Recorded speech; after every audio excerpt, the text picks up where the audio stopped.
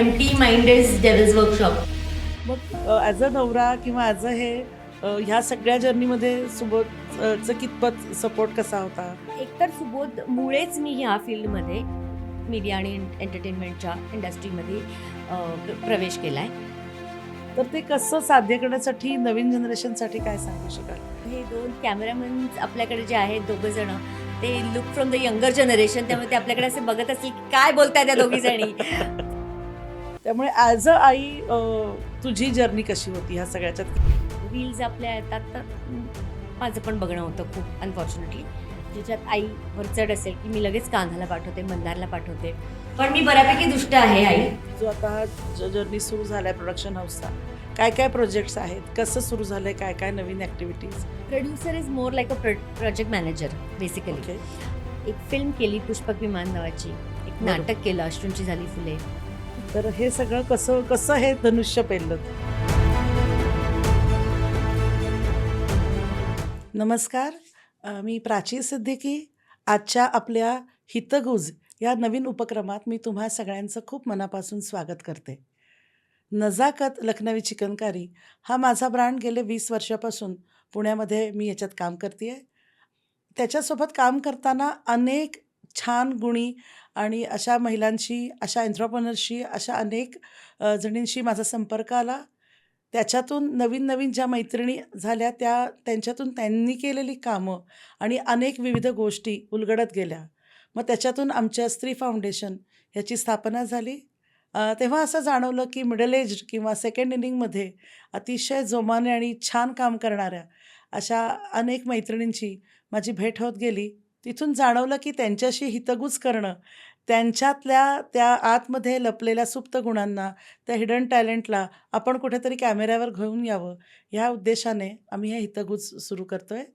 आणि आजच्या ह्या पहिल्या आपल्या भागामध्ये आपल्यासोबत आल्या आहेत सौ मंजिरी सुबोध भावे. नमस्कार मंजिरी. नमस्कार. खूप खूप मनापासून स्वागत. थँक्यू. आणि आजच्या ह्या अशा उपक्रमाला माझ्या याला तुम्ही खूप छान लगेच हो म्हटलात, त्याबद्दल खूप मनापासून धन्यवाद. थँक्यू प्राची. आम्ही खूप जणं उत्सुक आहोत तुमची जर्नी आणि तुमची सगळी खूप जी हॅपनिंग लाईफ आहे ती जाणून घ्यायला. अगदी थेट लहानपणापासून सुरुवात करूयात. अगदी नारायणपेठेत आणि पुण्यात वाढलेली मंजिरी, ते ऐन तारुण्यात कॅनडाचा प्रवास करून आलेली, पुन्हा पुण्यात आलेली आणि आता मुंबईत स्थिर असलेली. तर असं हे तुमचं लहानपणापासूनचं मला ट्रान्झिशन जाणून घ्यायला आवडेल, की कसं होतं बालपण आणि कशी सुरुवात झाली तुमच्या? सो आता तू म्हणालीस तसा माझा जन्म पुण्यातला आहे. नारायणपेठेतच मी लहानाची मोठी झाले आणि शाळा कॉलेज पुण्यातच होतं. अर्थात शाळा माझी दस्तूर हायस्कूल म्हणून कॅम्पमध्ये बरोबर. शाळा होती माझी. आणि कॉलेजच्या काळात मी कॅनडाला शिफ्ट झाले. म्हणजे माझे बाबा तिकडे शिफ्ट झाले, आमची पूर्ण फॅमिली. सो पुढचे 5 वर्ष माझं तिकडे झालं. 12वी पर्यंत मी इकडे पुण्यात कॉलेजमध्ये होते ओके. आणि 12वी नंतर माझं इंजिनिअरिंग कॅनडाला झालं. सो मी अमेझिंग. सिस्टम्स इंजिनिअरिंग केलं आहे आणि मग परत येऊन काही वर्ष नोकरी केली. मग लग्न झालं. मग मुलांसाठी नोकरी सोडली आणि आता वेगळंच काहीतरी करते आहे. पण पुणे, मुंबई, पुणे, कॅनडा, मुंबई असं तिन्ही ठिकाणी माझी एक जन्मभूमी, एक समथिंग दॅट मला ज्यांनी घडवलं तो देश, हां. आणि आता कर्मभूमी माझी मुंबई सध्या आहे. असं पुणेकर, मुंबईकर असं हे ट्रान्झिशन कम्फर्टेबल आहे, जमतं आहे का? आम्ही अजून दोघंही जण, सुबोध आणि मी दोघंही जण अजून खूप जास्त पुणेकर आहोत. कामामुळे आम्हाला आता मुंबईला राहावं लागतं आणि अर्थात मुलं आता मुलांचे जन्म मुंबईचे आहेत, त्यामुळे मुलं टिपिकल मुंबईकर आहेत दोघंही जण, कान्हा आणि मल्हार. पण सुबोध आणि मी अजून पुण्याला यायला कधीही तयार असतो आणि होपफुली समडे आमच्या रिटायरमेंटनंतर आम्ही परत पुण्याला येऊ कायमचे. ही छान गोष्ट आहे. Most welcome. आम्ही तुमची पुण्यात वाट बघत आहोत.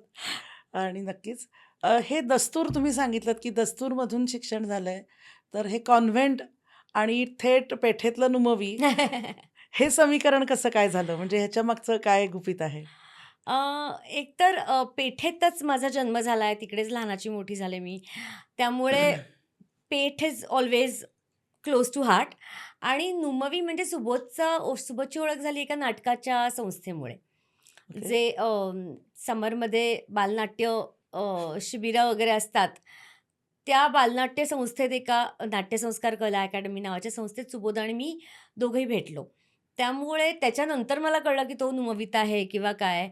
पण त्या संस्थेत आमची भेट झाली. सो तिथपासून आमची मैत्री आहे. अगदी लहानपणापासून म्हणजे मला असं वाटतं मी 8वीत होते आणि तो 10वीत होता. तेव्हापासून आमची मैत्री आहे. मैत्री आहे आणि त्याचं खूप छान आता ह्या रिलेशनशिपमध्ये हे झालेलं आहे रूपांतर. येस. आता सध्या जे आहे एंटरप्रेन्योरशिप ही जर्नी ॲक्च्युली सुरू झाली आहे. पण मुळात आधी पाहिलं तर पटनी कम्प्युटर्समध्ये काम हो. करत होतात. इंजिनिअरिंग झाल्यानंतर जॉब. मग त्याच वेळेला आय थिंक पुण्यात शिफ्ट झालेले आहेत. त्यामुळे लग्न, मुलं, संसार आणि कॉर्पोरेट जॉब आणि तो सगळा संघर्षाचा पिरियड. त्याच्यात सुबोध सरांचं तेव्हा सुरू झालेलं आय थिंक करियर. बरोबर. तर हे सगळं कसं कसं हे धनुष्य पेललं? आय थिंक मॅनेज होत गेलं. वी आर हं. व्हेरी ब्लेस्ड आणि फॉर्च्युनेट की आम्हाला ना असा स्ट्रगल थँकफुली जो काही लोकांच्या खूप वाट्याला आला आहे, तो आम्हाला स्ट्रगल खूप वाट्याला आला नाही. कारण मला नोकरी माझ्या शिक्षणामुळे मुंबईला माझी सुरू झाली पटणीमध्ये आणि तेव्हा सुबोधचा जरी स्ट्रगल पिरियड चालू होता, तरी आमचं दोघांपैकी एक चाक म्हणजे अच्छा. One was working. हं. त्यामुळे एक ते काय एक असतं ना आपल्याकडे थोडे की मंथली एक सॅलरी येत राहते. सो आमच्या दोघांपैकी एकाचं चाक चालू होतं. त्यामुळे मंथली सॅलरी माझी होत होती. त्यामुळे सुबोधला बिनधास्त त्याचा स्ट्रगल जो काय आहे, तो करायला तो मोकळा होता. पण आम्हाला असं कधी खायचे-प्यायचेच वांदे आहेत किंवा राहण्याचा प्रॉब्लेम आहे, असं कधी वी वर फॉर्च्युनेट आणि ब्लेस्ड की आम्हाला असं काही झालं नाही. अ, जवळ-जवळ 2000 ते 2013 इतके वर्ष मी पटणीमध्ये जॉब केला ओके. आणि जवळ-जवळ 14-15 वर्ष आणि त्याच्यानंतर एका स्टार्टअपमध्ये जॉब केला 2 वर्ष आणि मग मी कंप्लीटली नोकरी आणि कॉर्पोरेट वर्ल्डला टाटा बाय-बाय केलं. पण कधीतरी अजून मला त्याची आठवण येते. म्हणजे ते बौद्धिक खाद्य हो, वेगळं हो, मिळत हो, नाही. ते हो. मी रिलेट करू शकते कारण मी तशी इंजिनिअरच आहे. करेक्ट. त्यामुळे ते म्हणजे नक्की जाणवतं. पटणी सोडल्यानंतर मला असं वाटलं होतं, की आता म्हणजे एक मोठा 10 15 वर्षाची चल नोकरी होती ना करेक्ट. आणि मुलं लहान होती. त्यामुळे मग काय लांब होतं खूप. जिकडे मी राहायचे, आम्ही गोरेगावला राहायचो आणि माझं ऑफिस ऐरोलीला होतं. तर तो प्रवास खूप होता, लहान मुलं होती म्हणून मी सोडलं आणि नंतर आय स्टार्टेड मिसिंग इट. म्हटलं, की मला हे सोडून नाही आवडत आहे. आणि मग आपलीच एक कॉमन मैत्रीण आहे दीप्ती. सो दीप्तीच्या नवऱ्याबरोबर, राजीवबरोबर काम करायला लागले. 2 वर्ष तिकडे जॉब केला. तर त्यामुळे मला ना ते जॉबही आवडत होता. आत्ताचा आवडत नाही असं अजिबातच नाही आहे. आत्ताचंही मी एन्जॉय करते पण ते corporate life that was my world खरं तर. आता मी सुबोधच्या वर्ल्डमध्ये सॉर्ट ऑफ सुबोधच्या जगात एंट्री मारली आहे. पण माझं ते होतं आणि अजूनही माझे ते मित्र-मैत्रिणी आणि ते सगळे कॉन्टॅक्ट्स छान जपलेत. त्यामुळे ते आवडतं मला. नक्कीच. मला वाटतं प्रत्येक स्त्रीमध्ये अ, ही शक्ती असते, की ती खूप लीलया अनेक रोल्समध्ये इझिली स्वतःला अडॉप्ट करून घेते. I think that is the reason की जितक्या सहजतेने एक आई म्हणूनही रोल निभावला, तितक्याच सहजतेने कॉर्पोरेट वर्ल्डमध्येही काम केलं आणि आय थिंक आताही प्रोडक्शन आणि सगळ्या फिल्म इंडस्ट्रीच्या लाईनमध्ये छान काम चालू आहे ते. थोडी-थोडी शिकतीये, पण आय थिंक जमेल. मग ॲज अ नवरा किंवा ॲज अ हे ह्या सगळ्या जर्नीमध्ये सुबोध चं कितपत सपोर्ट कसा होता? किंवा खूपच, हे खूपच सपोर्ट. एकतर सुबोधमुळेच मी ह्या फील्डमध्ये मीडिया आणि एंटरटेनमेंटच्या इंडस्ट्रीमध्ये प्रवेश केला आहे. कारण मी जेव्हा जॉब सोडला आणि जेव्हा 2017ला फायनली की आता मी जॉब नाही करू शकत कारण तेव्हा एका स्टार्टअपमध्ये असल्यामुळे तिथेही थोडेसे त्यांचे म्हणजे एक्स्पेक्टेशन्स जास्ती होते because it was a startup. Startup. त्यांनाही सेटल व्हायचं होतं आणि सुबोधचंही खूप काम सुरू झालं होतं. त्यामुळे तोही खूप बाहेर होता. घरापासून लांब त्याचं शूटिंग बाहेर गावी असायचं, मुंबईपासून लांब असायचा.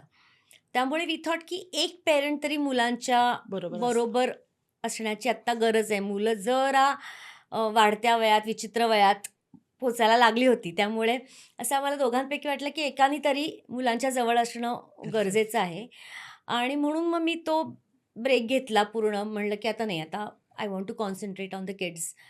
पण खरं तर मला काही दिवसातच ते लक्षात आलं, की मी नाही घरी बसू शकणार आहे. कारण आपल्याला इतकी पहिल्यापासून काम करण्याची सवय असते. इनफॅक्ट मी जेव्हा कॅनडाला होते, तेव्हा तिकडे तर तुम्हाला माहिती आहे सगळे स्टुडंट्स कुठे म्हणजे अ, भारताच्या बाहेर आपण गेलो, की सगळे स्टुडंट्स काम करतात. काम करतात. काम करतच शिकतात. राईट. कारण इतकं शिक्षण महाग आहे US, बरोबर आहे. कॅनडामध्ये, की तुम्हाला करावेच लागतात जॉब्स. करेक्ट. तसेच माझेही जॉब्स चालू होते. मी जॉब्स करत माझं शिक्षणही झालं होतं. त्यामुळे एक फायनान्शियल इंडिपेंडन्सची ना सवय झालेली असते आपल्याला. करेक्ट. असं असतं का, की आपला नवरा आपल्याला सांगतो, की "नाही तुम्हाला एवढेच पैसे मिळणार आहेत, त्याच्यातच घर भागवायचं आणि याच्यातच तुझं काही खर्च करायचे आहेत." असं काहीच नसतं. पण आपल्याला ना एका स्ट्राटामधून आपण आलेल्या ज्या असतो किंवा एका माइंडसेटमधून जेव्हा व्हेन वी ग्रो आणि आपण लहानपणापासून जर का काम करत असतो, तर आपल्याला ना ती एक फायनान्शियल इंडिपेंडन्सची आपोआप सवय सवय होते. लागते. त्यामुळे नंतर मला असं वाटायला लागलं, की 1 तारीख होऊन गेली. माझ्या बँकेतून नुसते खर्चच होत आहेत पैसे, काही येतच नाहीयेत. तर this was one of the reasons आणि दुसरं म्हणजे काहीतरी एक डोक्याला पण ना empty mind is devil's workshop. त्यामुळे ते नको होतं. तर त्यामुळे त्याला पण एक काहीतरी चालना म्हणून मग सुबोध म्हणाला, की "मग आता तू प्रोडक्शन हाऊसकडे लक्ष दे." प्रोडक्शन हाऊस आम्ही आधीच रजिस्टर केलं होतं. 2009 पासूनच कान्हाज मॅजिक नावानी एक प्रोडक्शन हाऊस होतं. त्याच्यात सुबोध त्याचे त्याचे काही इव्हेंट्स, काही म्हणजे चॅनल्ससाठी दिवाळीचा कार्यक्रम, न्यू इयर्सचा कार्यक्रम असे त्यांनी केलेत प्रोड्यूस. पण इतके फुल फ्लेज ते सुरू नव्हतं झालं कारण त्याच्या ॲक्टिंग प्रोजेक्ट्समध्ये तो बिझी होता. बरोबर. मग तेव्हा तो म्हणाला, की "आता जर का तू आहेस आणि तुला फ्री आहेस आणि तुला काहीतरी करायची इच्छा आहे वेगळं, तर व्हाय नॉट धिस? मग आपलंच प्रोडक्शन हाऊस आहे, तर ते तू का नाही सांभाळत?" त्यामुळे त्याचा सपोर्ट मेजरच आहे. त्याच्याचमुळे मी इकडे आले आहे. त्यामुळे I cannot do anything without him. म्हणजे आपण कितीही म्हणलं, की काय फेमिनिस्ट आणि विमेन एम्पॉवरमेंट आणि असं सगळंच तरी पण you need that little push always from somebody who is close to you, your family. True. त्यांचा पुश असल्याशिवाय, त्यांचा सपोर्ट असल्याशिवाय नाही होत काही. अगदी आणि अतिशय. ज्यांना म्हणजे वी आर फॉर्च्युनेट की आपल्याला तर मिळालं आहे. आय एम शुअर अशाही बायका आहेत, की ज्यांना तो पुश नाही नाही मिळाला मिळत. आहे आणि तरीही त्यांनी खूप प्रूफ केलेलं आहे. तर त्यांना हॅट्स ऑफ आहे. पण आपल्याला वी आर फॉर्च्युनेट की आपल्याला तर पुश मिळूनही आपण थोडं-थोडं मॅनेज करू शकतोय. अगदी खरं आहे. पण फॉर्च्युनेटच्या मागे सुद्धा मी सांगते, व्यक्ती म्हणून तुमच्यात ती लवचिकता आहे, म्हणून ते मॅनेज झालं.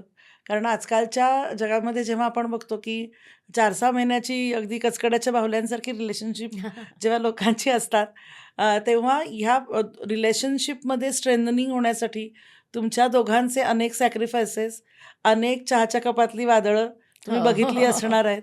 तेव्हा जाऊनच हा प्रवास कारण दोघांचंही व्यक्तिमत्व पाहिलं तर अगदीच म्हणजे मी म्हटलं तसं की नदीच्या 2 काठांसारखं अगदी समांतर आहात. कारण की तुम्हाला आता ह्या काही दिवसामध्ये मी क्लोजली खूप बघितलं.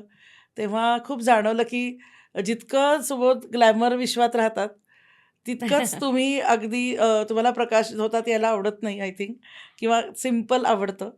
तर तो जो प्रवास आहे त्याच्यामागचे जे सॅक्रिफायसेस म्हणा किंवा ॲडजस्टमेंट्स आहेत किंवा त्याला जो छान शब्द आपण वापरतो की कॉम्प्लिमेंटिंग इच अदर, तर ते कसं साध्य करण्यासाठी नवीन जनरेशनसाठी काय सांगू शकाल? की त्यांनी कुठे बघायला पाहिजे? कारण ते आत्ता तुम्ही बघत असाल आजूबाजूला की हे जेव्हा स्त्री जसं म्हणतात फायनान्शियली इंडिपेंडंट होते, ती पूर्वी व्हायची, आपल्याही आया झाल्या असतील. पण पण म्हणून त्याच्याने तुमच्या रिलेशनशिपवर अफेक्ट होऊ न देता यू मॅनेज्ड सो मेनी हं. इयर्स आणि अजूनही पुढे होत राहणार आहे. तर त्याच्यासाठी एक जरूर मला आवडेल की काहीतरी छान टिप्पणी द्यावीच.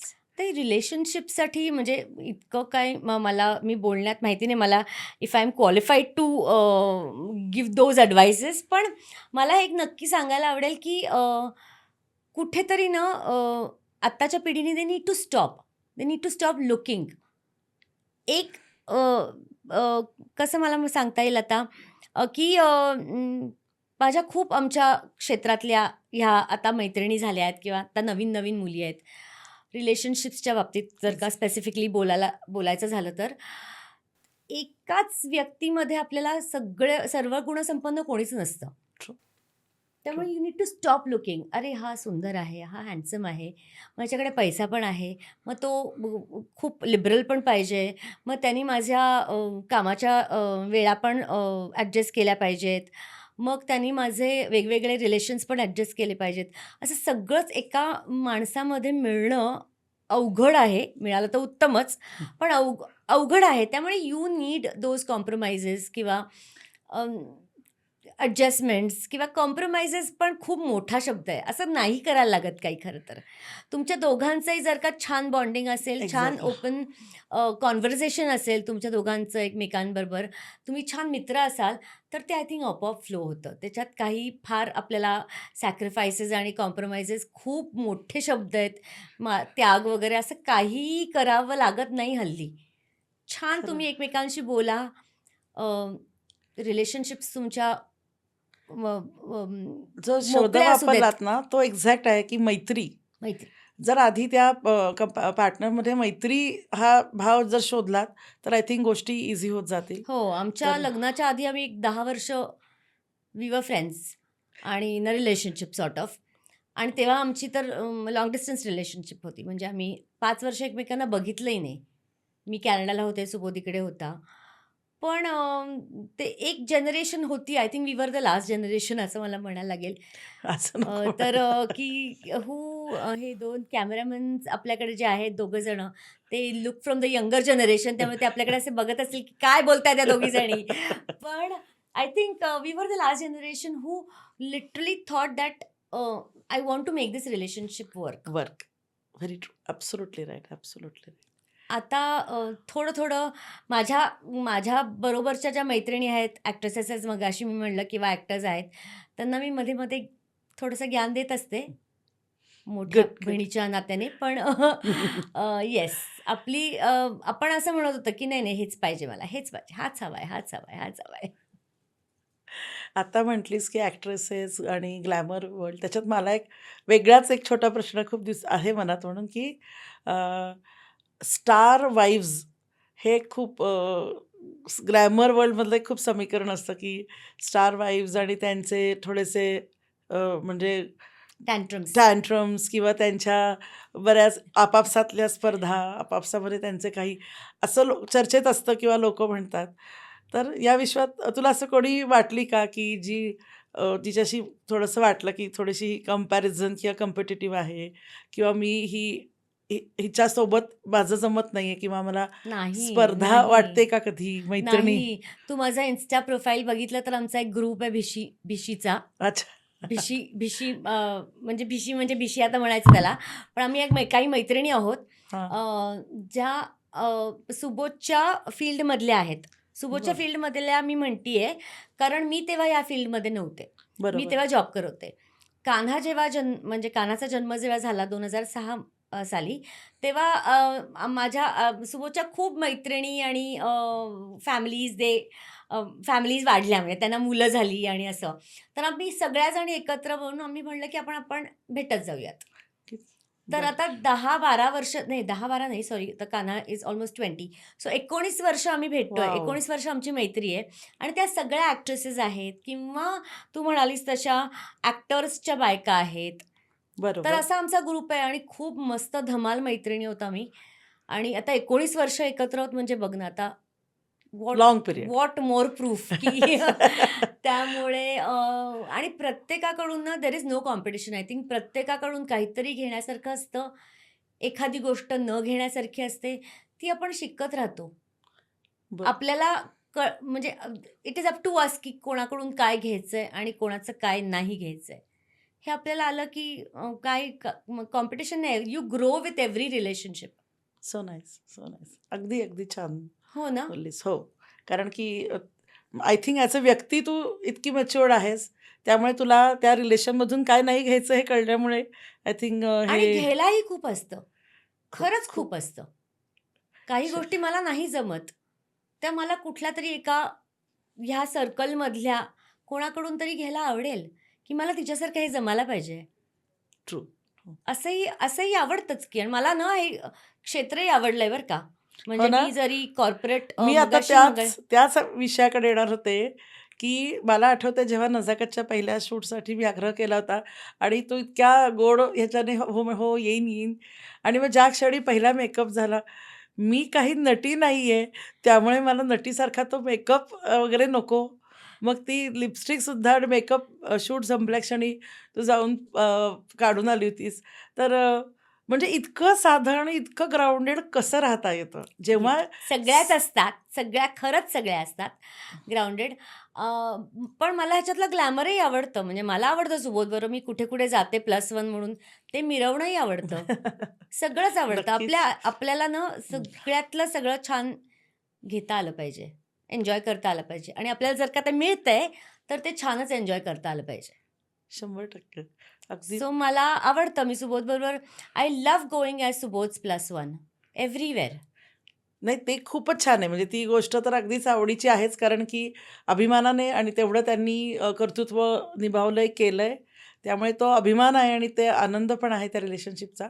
पण ॲज अ व्यक्ती अ, ज्याला आपण म्हणतो की इगो इश्यू न वाढवणे, इतकं ह्या सगळ्याचं ग्लॅमर स्वतःच्या व्यक्तिमत्वात न येऊ देणे आणि आता मी इतक्या जवळून बघते का गेल्या काही काळापासून. त्यामुळे मला असं की हे कसं शक्य झालं? इतकं साधं कसं राहता येतं? आय थिंक आपलं अपब्रिंगिंग हो. सगळ्यांचंच आपण आणि म्हणूनच आपण दोघी मैत्रिणी झालो कारण आपलं अपब्रिंगिंग सेम आहे. बर्ड्स बरं. Of a feather flock together माहिती आहे ना, की सिमिलर लोकं जे असतात ते हां. दे ऑल्वेज बिकम फ्रेंड्स आणि व्हॉटएव्हर. पण आपलं अपब्रिंगिंग असंच आहे. पेठेतली राहिली आहे गं मी, पेठेतूनच वाढली आहे. त्यामुळे पेठेत असं काय किती फॅन्सी असणार आहे आयुष्यात. आणि थँकफुली आम्ही जिकडे आता मुंबईत राहतो, हां. तेही छान सगळं मराठी वातावरणातलं एरिया आहे. तिकडे आमच्याकडे अक्षरशः गुढीपाडव्यापासून पुढच्या वर्षीच्या होळीपर्यंत सगळे सण खूप म्हणजे मोठ्या प्रमाणात साजरे होतात. त्यामुळे मुलांनाही मला असं वाटतं मुंबईत राहून मला ते कल्चर आणि ते सगळं वातावरण देता येतंय. त्यामुळे छान वाटतंय, की मुलंही माझी त्याच अ, प्रकारे मी वाढवायचा प्रयत्न करते, जसे आपण वाढलोय लहानपणी. ऑफकोर्स थोडेसे आता थोडासा फरक काळानुसार होतो, की आपल्या वेळेस आपल्याकडे मोबाईल्स नव्हते, त्यांच्याकडे आहेत वगैरे, वगैरे. पण निदान व्हॅल्यूज. नाही, नक्की. कारण मी जे म्हणतीये ते मी अगदी पाहिलंय स्वतः. गणपतीच्या दिवसांमध्ये मी पाहिलं होतं. आपल्या जेव्हा सगळीकडे लोकं इतक्या इझिली आजकाल आरास ऑर्डर करतात. एक्झॉटिक फ्लॉवर्सची आरास असते. आरामात पेमेंट करून घरी येतात. त्या वेळात अ, तुमच्या मुलांनी छान कापसाचा बनवलेला हो, डोंगर आणि हो, ते हो. तिथं लावलेलं मशीन आणि त्याच्याने केलेला तो प्रयोग मला इतका आनंद झाला अजून होता. शाळा कॉलेजमध्ये आहेत ना, त्यामुळे त्यांना ते अजून पण आवडतंय तरीसुद्धा आणि व्हिच इज नाईस.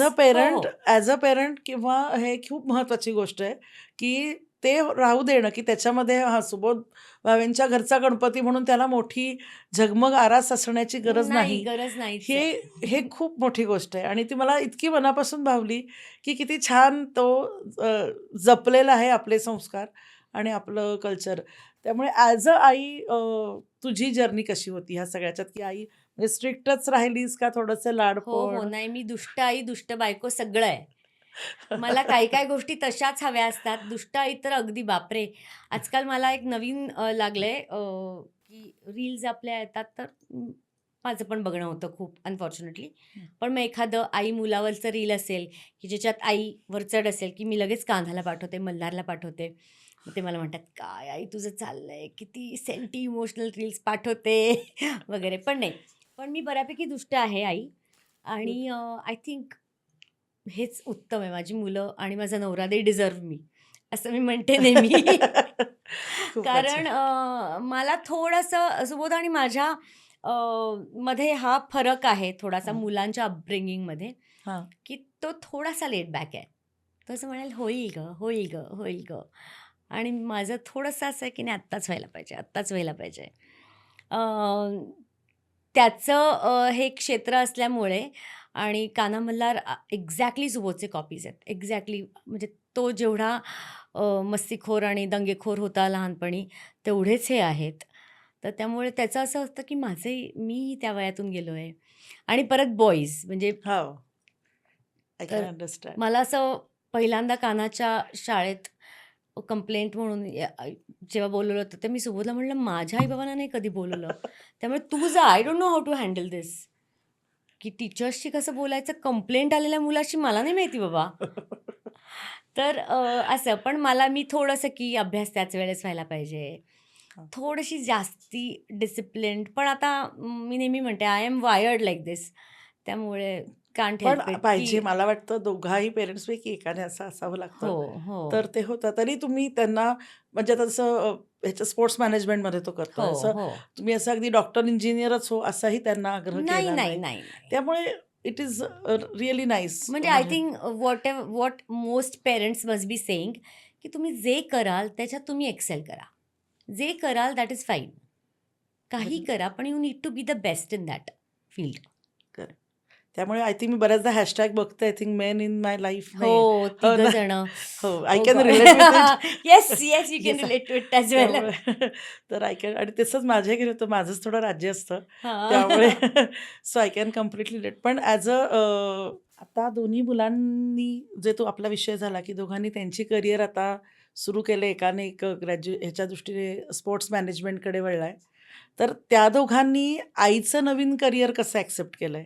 म्हणजे घरामध्ये तो पण त्यांच्यासाठी एक मोठा बदल असेल, की आई काही दिवस घरी होती किंवा हो, आपल्यासाठी म्हणून तिने हो. ब्रेक घेतला होता आणि आता ती अचानक परत नाहीये किंवा she also has started something new. तर त्यांची नवीन ह्या प्रोजेक्टबद्दल कशी रिएक्शन आहे? अ, काही वेगळी रिॲक्शन असेल आहे असं मला स्पेसिफिक सांगता नाही येत आहे. पण ना आत्ता गेल्या काही दिवसात त्यांना खूप आई टीव्हीवर दिसतीये वेगवेगळ्या ठिकाणी. आत्ताच माझं एक नवीन प्रोजेक्ट सुरू झालं त्याच्या प्रमोशनसाठी मी गेले होते बिग बॉसमध्ये. येस. तर तर त्यांना ही मजा वाटायला लागली की आता आई is also busy in a different way. आधी कॉर्पोरेटमध्ये असताना एक जरी 9 to 5 कुठलेच जॉब्स आता कॉर्पोरेटचे राहिले नाही आहेत. करेक्ट. तरी पण सॅटर्डे, संडे सुट्टी असायची. हां. तर सॅटर्डे, संडे नक्की अवेलेबल. आई घरी असायची. आता काही सांगता नाही येत. कधी असेल, कधी नाही. पण आता मुलंही मोठी झाली आहेत. त्यामुळे हां. ते छान ॲक्सेप्ट करतायत. त्यांना नाईस. थँकफुली ह्या फील्डच्या ग्लॅमरचं काहीही कौतुक नाहीये.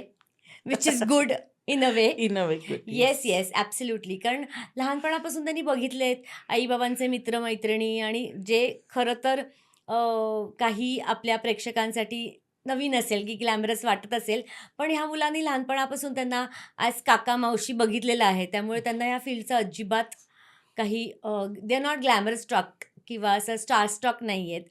तर ओके. त्यामुळे त्यांच्यासाठी आईचं एक नवीन नवीन फील्ड, नवीन करिअर सुरू झालंय. पण काय ते ग्लॅमरस आहे का काय आहे ह्याच्याबद्दल त्यांना काही फार कौतुक नाहीये. हो ना.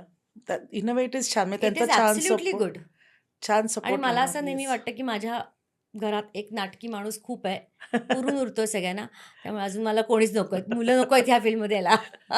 ते आपल्या हातात नसतं. नाहीये. त्यामुळे ते बघता येईल. पण आता म्हणायला ग्लॅमरस विश्व आहे, पण हे सगळे प्रोजेक्ट कसे कोप अप करताय किंवा काय आता नवीन जो आता हा जर्नी सुरू झालाय प्रोडक्शन हाऊसचा, काय-काय प्रोजेक्ट्स आहेत? कसं सुरू झालंय? काय-काय नवीन ॲक्टिव्हिटीज? काय उपक्रम? आणि त्यात किती एक्झर्शन म्हणा किंवा किती मेहनत करावी लागती आहे?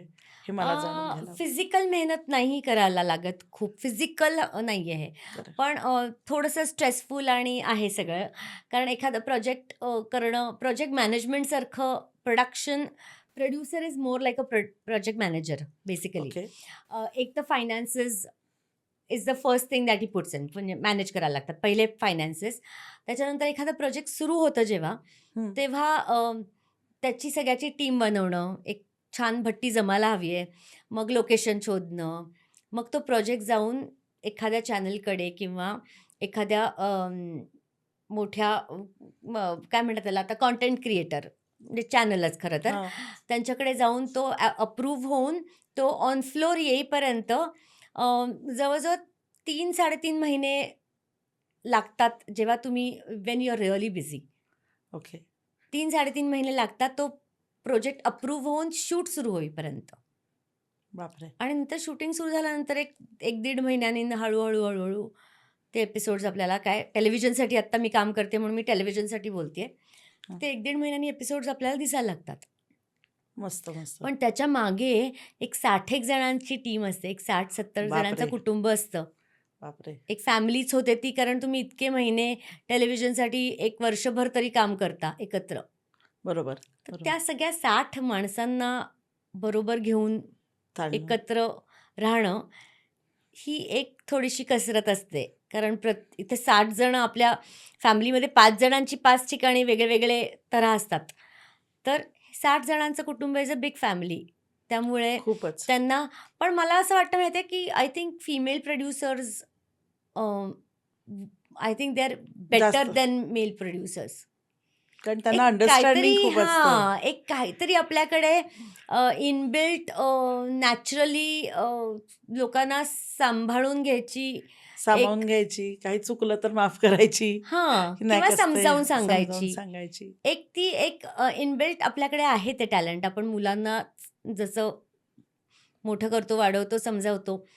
त्यामुळे आणि मला छान टीम मिळालेली आहे. माझं प्रोडक्शन मॅनेजर किंवा माझे रायटर्स, डिरेक्टर्स. तर त्यांना सगळ्यांना बरोबर घेऊन सगळ्यांनीच सक्सेसफुल होऊयात. हे आपण ठरवलं ना, की ते छान होतं. झालंच आणि अगदी आहे ती त्यासाठी खूप खूप अभिनंदन. येस. 200 एपिसोड्स पिंगाचे झालेत पूर्ण. नाही 462. 462 200 वीक्स का मग? नाही 462 episodes. Amazing, so amazing. Pinga आता संपली. येस. आता एक नवीन सुरू आहे, सुरू झाली आहे ऑलरेडी. त्याचं नाव आहे मोहिनी. मोहिनी. तिचा ट्रेलर आता बघितला आपण. येस. ती आता जस्ट सुरू झाली आहे. पण झाले ही माझी चौथी सिरियल आहे टेलिव्हिजनवर. अच्छा. सो कान्हाज मॅजिकच्या अंडर एक 4 सिरियल्स टेलिव्हिजनवर. एक फिल्म केली पुष्पक विमान नावाची. एक बरोबर. नाटक केलं अश्रूंची झाली फुले. एक सुंदर. वेब सिरीज केली आहे कालसूत्र नावाची, पण ते अजून कधी जिओ रिलीज करेल माहिती नाही. तर जिओकडे. ते जिओकडे आहे. सो हळूहळू चालू आहे. विथ ईच प्रोजेक्ट मी थोडं शिकतीये. थोडी भरपूर ग्रो आहे. होतीये. थोडी नाही, भरपूर भरपूर हे खूप भरपूर आहे. नाही आणि खूप जास्त पण आहे अगं. खूप वास्ट आहे आणि जेवढे तुम्ही त्याच्यातले बारकावे शिकाल, तेवढे तुम्ही जास्त इंडिपेंडंटही व्हाल असंही आहे. आत्ता मला मदत लागतीये लोकांची. बरोबर. आत्ता मला खूप मदत लागतीये. पण I am taking that positively, कारण त्यांच्याकडून मला सगळ्यांकडून खूप शिकायला मिळतंय. हे सो जे विच इज आहे गुड. अगदी बरोबर बोलात, की शिकायला लागतं आहे. म्हणजे मला वाटतं, की बऱ्याचदा लोकं म्हणतात, की आता हे एक वय झालं, आता काय आता सुरू करायचं किंवा कसं करायचं. तर जेव्हा आम्ही स्त्री फाउंडेशनची सुरुवात केली होती, तेव्हा हेतू हाच होता, की मिडल एज वुमन आणि त्यांच्या सेकंड इनिंग बरोबर. याच्याकडे एका वेगळ्या अँगलने बघणं आणि तर मी सुखद अनुभव असा घेतला, की महिला खूप इझिली ॲब्सॉर्ब करतात. नवीन ॲब्सोल्युटली. ट्रेनिंग्ज घेतात, शिकतात. इच्छा असेल तर अगदी बकेट लिस्टमधल्या वेगवेगळ्या गोष्टी, चाहे ते छंद असोत काही जुने, काही तुमचे प्रोजेक्ट्स असोत, काही ट्रेनिंग्स असोत किंवा इव्हन प्रॉपर जॉबसुद्धा वेगळ्या अँगलचे. आणि एंटरप्रेन्युअर जर्नी तर खूपच डिफिकल्ट असते.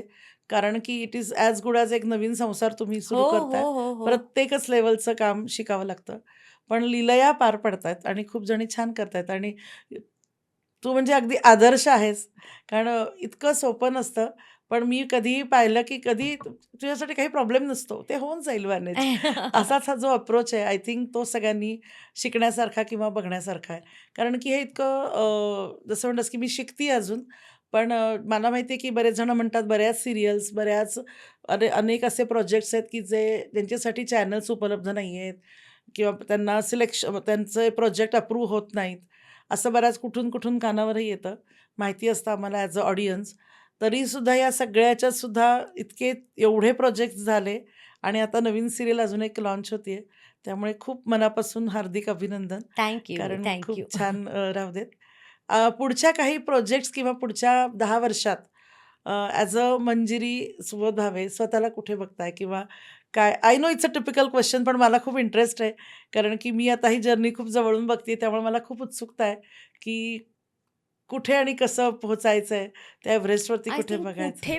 कुठेपेक्षा the journey again is very important. हां. की तुम्ही कोणाबरोबर आणि कुठे पोचायचं तर everybody wants to be successful. True. हे खूप कॉमन उत्तर आहे की मला छान प्रोड्युसर म्हणून नाव कमवायचं आहे. हां. हे तर आहेच पहिलं. पण त्या व्यतिरिक्त मला असं वाटतं माझ्याबरोबर जे आत्ता सगळे प्रोजेक्ट्समध्ये मला सगळे मदत करतायत किंवा माझी जी टीम आहे, त्या टीमला घेऊन मला एक मोठं प्रोडक्शन हाऊस झालेलं आवडेल. ती टीम पण मला बरोबर हवी आहे आणि ती टीमही तेवढीच सक्सेसफुल त्यांच्या फील्डमध्ये झाली पाहिजे. सो मला नेहमी वाटतं की एखाद्या प्रोजेक्टमध्ये जेव्हा एखादा प्रोजेक्ट सुरू होतं ना, तेव्हा मी नेहमी माझ्या टीमला सांगते की आपण सगळेजण कमवूयात, सगळेजण खुश राहूयात. So nice. आणि because my team is happy, I can do that well. तुम्ही जे नाईस. करताय ते आनंदाने करत राहिलात सगळेजण, म्हणजे नॉट जस्ट मी, माझी टीम त्याच्यात त्यांना रोज यायला शूटिंगला मजा वाटली, त्यांना रोज शूटिंगचं काम करायला मजा वाटली, तर माझं प्रोजेक्ट छान होणार आहे, तर माझं प्रोजेक्ट सक्सेसफुल होणार आहे, तर ते लोकांपर्यंतही छान प्रकारे पोहोचणार आहे. त्यामुळे you need to be happy in whatever you are doing. ज्या दिवशी मला असं वाटेल ना की मला याचा कंटाळा आला आहे, कंटाळा. त्या दिवशी आय थिंक त्याची मजा संपेल. संपेल. आय क्विट दॅट आणि आय डोंट नो, म्हणजे एक थर्ड इनिंग सुरू होईल maybe, I don't know. पण आत्ता तरी अजून वाटत नाही असं. पण the journey is very important. The journey has to be very happy. True. तुझ्या इतक्या सुंदर जर्नीचं काही एखादं पुस्तक लिहावं किंवा कोणाला तरी स्टोरी सांगावी, नाही. एखादी छान मी ना वेगळी काही लव्ह. फार क्रिएटिव्ह नाही आहे. I think I am a good manager. Nice. मी उत्तम मॅनेजर आहे, उत्तम प्रोजेक्ट मॅनेज करू शकते. हां. क्रिएटिव्हली आत्ता थोडासा माझा इनपुट कधीतरी येतो. माझा जो क्रिएटिव्ह डायरेक्टर असेल, आमचा एक खूप जवळचा मित्र आहे वैभव, हां. तर तो आमच्या सगळ्या प्रोजेक्ट्समध्ये असतो. सुबोधचा खूप जुना डिरेक्टर आहे तो. तर त्याचं परवा वाक्य होतं की हल्ली थोडेसे क्रिएटिव्ह इनपुट्स द्यायला लागली आहेस. तर यू नेव्हर नो, मी म्हणते माझ्या तोंडातून निघालंय. यू नेव्हर नो की नाही, पहिलं. इतकी इन्स्पायरिंग वगैरे काही जर्नी नाही आहे माझी. हं. पण छान आहे, छान चालू आहे आणि आय हॅव बीन ब्लेस्ड असं मला नेहमी वाटतं. हां, आपण आपल्या मनाचा मोठेपणा असतो. कारण मी ज्यांच्याशी भेटलेली असं कसं असतं, इन्स्पायरिंग जर्नी होण्यासाठी कुठला तरी एव्हरेस्ट गाठायला पाहिजे हे गरजेचं नाही. हं, ज्या व्यक्तीला आपण खूप इझिली अडॉप्ट करू शकू, हं. की जिच्याकडे बघून अरे हे हिला जमलं तर मला का नाही जमणार? करेक्ट. तशी तुझी जर्नी आहे. हं. आणि which is so inspiring for so many ladies, की हे डुएबल आहे. हो, अगदी. आणि त्याच्यातले जे स्वभावातले गुण घेण्यासारखे ते मात्र सगळ्यांनी शिकण्यासारखे आहेत, की जे आज मलाही भावले, जे जाणवले आणि जे तुमच्या आजूबाजूच्या अनेक जणांना हे जाणवत असतील, की मंजिरी म्हटलं की गोडवा, मंजिरी म्हटलं की सहजता आणि मंजिरी म्हटली की साधेपणा आणि कुठल्याही प्रकारचा दोघांनाही म्हणजे इट इज ऑब्व्हियसली शिकण्यासारखं आहे, बघण्यासारखं आहे, की छोट्या-छोट्याशा आपण म्हणतो ना, चाय से केटली गरम होती है, वसे खूप केटल्या आम्ही आजूबाजूला बघतो. पण तुम्ही मुळात इतके दोघंही गहिरे आहात, इतकं तुमच्याकडे आहे. तरीही इतकी साधी राहणी आणि इतकं छान तुम्ही ग्राउंडेड आहात. ते तुमच्याकडून खूप शिकण्यासारखं आहे आणि मला वाटतं ते आई-बाबांमुळे, दोघांचे आई-बाबा आणि दोघांचे घरचे आणि जसं अपब्रिंगिंग मगाशी मी म्हणलं तसं, सुबोधचं घर तर देवळातच आहे. अगदी खूप त्यामुळे सुंदर. त्यामुळे ते सगळे आशीर्वाद, आई-बाबांचे आशीर्वाद, बाप्पाचे आशीर्वाद दोघांच्याही पाठीशी आहेत. त्यामुळे आय थिंक गोष्टी हळू-हळू जमतायत. किती छान, किती छान. एक खूप मजेदार प्रश्न माझ्या मनात आला होता, की आता ग्लॅमर क्षेत्रात शिरलंच आहात. प्रोडक्शन हाऊसचंही काम चालू आहे. ऑफ स्क्रीन खूप गोष्टी छान आता जमायला लागल्यात आणि म्हटलीस, की मला नवीन शिकायला आवडतंच. तर आता ऑन स्क्रीनही काही यायचा प्रयत्न आहे का किंवा मूड आहे हे का? काय आले ना आत्ता. एवढं नाही. आम्हाला जी सुबोध आणि मंजिरीची जी कहाणी आहे, ती आम्हाला ऑन स्क्रीनही बघायला आवडेल. नाही. असं नटी वगैरे मी हा शब्द खूप वेळा वापरते हां. हो, बाय द मी वे, माझ्या मैत्रिणी सगळ्या ज्या हां. ॲक्चुअली ॲक्ट्रेसेस आहेत, त्या माझ्यासाठी नट्याच आहेत. त्यांना मी नटीच म्हणते. हो. तर पण नाही, मी काही नटी वगैरे होणार नाही आहे. नक्की होणार नाही. ॲक्चुअली सुबोध आणि मी भेटलो होतो जेव्हा, तेव्हा मी नाटकाच्या एका ग्रुपमध्ये भेटलो होतो. त्यामुळे बरोबर. एखाद दुसऱ्या नाटकात लहानपणी काम केलंय, तेवढंच मला येतं आणि त्या ते म्हणजे आय डोंट थिंक माझं ते लाइकिंग आहे. हं. ऑफ स्क्रीनच मी काय-काय तरीही ॲज अ प्रेक्षक, ऑडियन्स, छान मैत्रीण म्हणून आम्हाला सगळ्यांना तुम्हाला एखाद्या छोट्याशा काहीतरी वेब सीरीजमध्ये, एखाद्या छोट्या शॉर्ट फिल्ममध्ये किंवा असं काहीतरी दोघांना नक्की एकत्र बघायला आवडेल. सांगते हां, मी सुबोधलाही सांगते आणि त्याला सांगते वेगळा प्रोड्युसर शोधूयात त्याच्यासाठी. नक्की, नक्की आवडेल आणि नजाकतकडून त्यासाठी अख्खं कॉस्ट्यूम डिझायनिंग होईल. वॉव! त्यासाठी नाईस. तुम्ही नक्की हे आत्ताच सांगते, की हे येस. कराल आणि आम्हाला खूप मजा येईल बघायला आणि पुढच्या खूप नजाकततर्फे जे आहे तुम्हाला एक खूप छोटंसं थँक यू. छानसं गिफ्ट. मला खूप आवडतात नजाकत. तुला माहिती आहे आपण एक छान फोटोशूटही पूर्वी केलं होतं येस. आणि माझ्या काही मैत्रिणी आहेत, त्यांनी मला असं सांगितलंय, की माझ्या पिंगाच्या मुली होत्या ना, पिंगा आत्ता माझी हां, हां. सीरियल होती. त्यांनी मला सांगितलं होतं, की "ताई तू ना तुझा वॉर्डरोब आता छान लखनवी करून टाक." येस. त्यामुळे आता मी तुझ्याकडे हळू ते करायला येणार आहे. नक्की, नक्की. मला खूप आवडेल आणि गेल्या कित्येक 20 वर्षांपासून जसं नजाकतचं काम झालं, तसे पुढचे 20 वर्ष अजून भरभरून छान-छान डिझायनिंग, कॉस्ट्यूम्स आणि सगळं प्रोव्हाईड करायला मला खूप आवडेल. येस. तर आपण ते नक्की करूयात आणि पुढच्या सगळ्या प्रोजेक्टसाठी तुम्हाला खूप साऱ्या भरपूर शुभेच्छा आणि त्याच्याबरोबर आम्हाला तुमच्याकडून काहीतरी हवं आहे. ते म्हणजे आमच्या स्त्री सोशल फाउंडेशनसाठी आम्हाला तुम्ही ॲडवायझरी म्हणून हवे आहात.